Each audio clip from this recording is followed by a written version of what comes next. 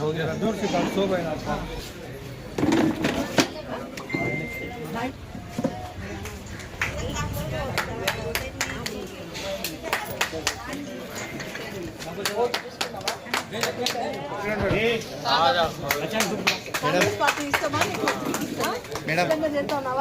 Okay thank you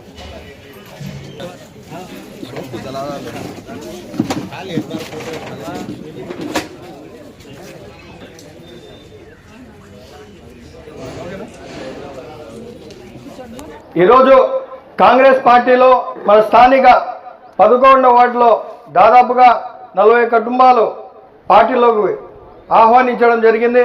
ఇది చాలా శుభ పరిణామం. ఈ సందర్భంగా ప్రొద్దుటూరు నియోజకవర్గంలో గత 50 సంవత్సరాల నుంచి కేవలం ఒక 2-3 నాయకులే పరిపాలించినారు. ఇప్పటికీ వీళ్ళు చేసిన అభివృద్ధి ఏంటి, వీళ్ళు ఏం చేశారనేది కూడా మనం ఆలోచించాల్సిన అవసరం ఉందమ్మా ఈరోజు. ఎందుకంటే ఎలక్షన్లు వస్తాయి, వాళ్ళు 500-1000 రూపాయలు ఓటుకి ఇస్తారు.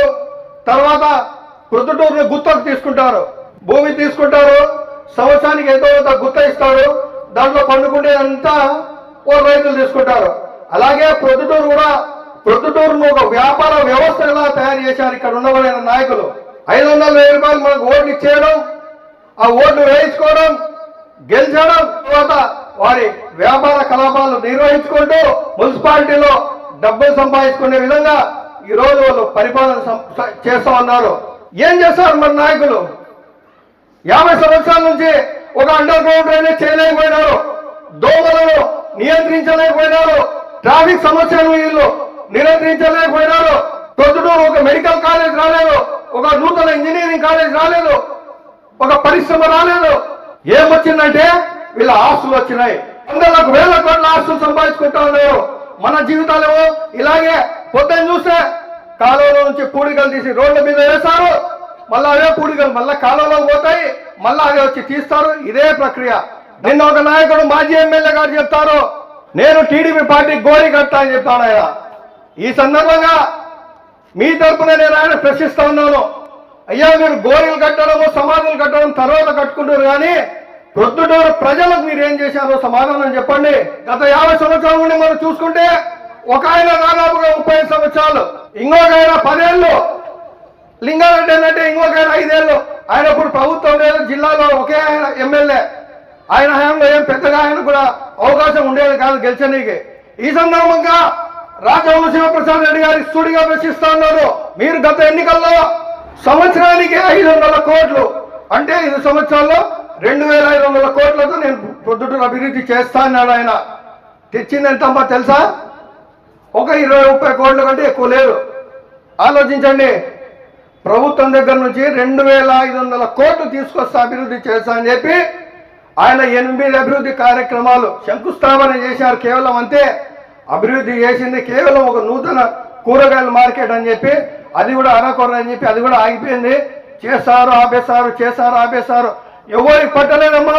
ఇదంతా ప్రొద్దుటూరు అభివృద్ధి చెందాలన్నా, ప్రొద్దుటూరుకు అండర్ గ్రౌండ్ డ్రైనేజ్ రావాలన్నా, ప్రొద్దుటూరు ప్రజలకు దోమలు లేకుండా, అలాగే కుక్కల బెట్ట లేకుండా, ట్రాఫిక్ సమస్యలు లేకుండా ప్రొద్దుటూరు ఒక మంచి అభివృద్ధి చెందాలంటే, పరిశ్రమలు రావాలంటే, ఆ హాస్పిటల్ కూడా బాగుండాలంటే కేవలం అది కాంగ్రెస్ పార్టీలోనే సాధ్యం అమ్మా.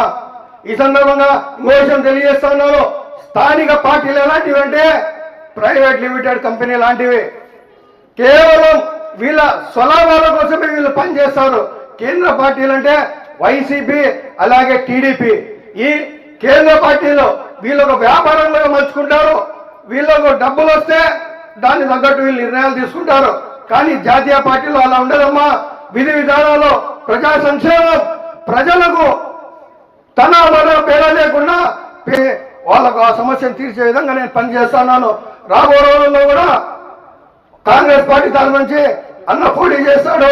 ఈ వార్డులో అన్నను గెలిపించాల్సిన బాధ్యత మీ పై ఉందని చెప్పి ఈ సందర్భంగా తెలియజేస్తా ఉన్నాను. రుద్దుటూరు పట్టణంలో 11వ వార్డులో మా భాష గారి ఆధ్వర్యంలో సుమారు 50 కుటుంబాలు కాంగ్రెస్ పార్టీలో ఇక్కడ ఉన్నటువంటి ఇన్ఛార్జ్ ఇర్ఫాన్ బాషా గారి సమక్షంలో చేరడం జరిగింది. ఇది ఒక శుభ పరిణామము.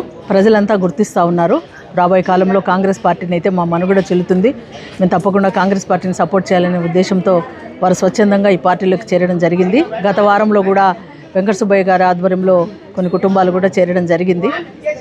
కాబట్టి ఒకటే నేను ప్రజలకు విన్నవించుకుంటా ఉన్నా, తప్పకుండా కాంగ్రెస్ పార్టీ రాబోయే కాలంలో అధికారంలోకి వస్తుంది. రాహుల్ గాంధీ గారు ప్రధానమంత్రి అవుతారు. ఇది కేవలము కాంగ్రెస్ పార్టీ మాత్రమే ఈ దేశ అభివృద్ధికి, ఈ ప్రజాక్షేమానికి కారణమయ్యేది. కాబట్టి కాంగ్రెస్ పార్టీని తప్పకుండా అందరూ గుర్తిస్తారు. ఇప్పుడున్నటువంటి ప్రభుత్వము ఏ రకంగా అయితే వ్యవహరిస్తుందో అదంతా ప్రజల దృష్టికి వెళ్ళింది. రైతులు రుణమాఫీ కావచ్చు, తర్వాత ఉచిత విద్య కావచ్చు, ఉచిత వైద్యం కావచ్చు, ప్రతి అన్ని వర్గాలకు కావాల్సినటువంటి సంక్షేమం అనేది గతంలో కాంగ్రెస్ పార్టీ ద్వారా రాజశేఖర రెడ్డి గారు ఈ జిల్లాలో చేయడం జరిగింది. ఎన్నో హాస్పిటళ్ళు ఓపెన్ చేయడం జరిగింది. ఈ రకంగా నెక్స్ట్ రాబోయే కాలంలో తప్పకుండా కాంగ్రెస్ పార్టీ అధికారంలో జరుగుతుంది.